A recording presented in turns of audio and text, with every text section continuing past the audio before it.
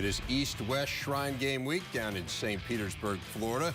Good Big Ten representation, 12 players in all, 3 on the East squad, 9 on the West. You see some of the marquee names here: Hodges, Johnson, Ferentz, Campbell, Meredith, Howard, and Hawthorne. We get more now from Mike Hall and Russ Lande.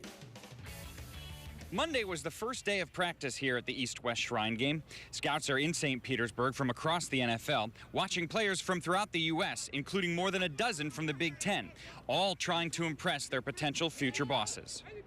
I want to make an impression, for the scouts, for the people watching. I want to, honor my family, honor my school that I came from, and to just do well overall. I'm one of the best linebackers in the country. Let them know that I'm a leader at the same time. Come out here with a bunch of new guys, but at the same time be able to lead them, and just let everyone know, that I'm a top linebacker in the country, at the same time. Just go hard, give it all. This is the biggest job interview you'll ever have, as a kid, growing up. This is that job interview that you always want, that you always been waiting for, So when you get a chance to get that interview, you want to give it all as you got.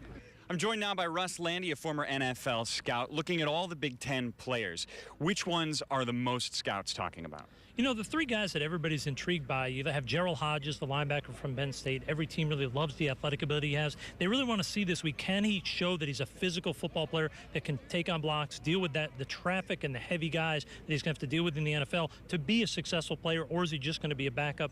Also, Terry Hawthorne, the corner from Illinois, immensely talented, probably a first-round physical talent, but doesn't play up to that talent. NFL teams are trying to figure out what it is. Why doesn't he play that way consistently in practice or in games? And the last guy that NFL teams are very excited about, William Campbell, the big defensive tackle from Michigan. With so many NFL teams playing 3-4 defenses now, he's that big body you can stick in the middle, can be that anchor guy. They want to see if he really has the competitiveness and the consistency to be that guy every down.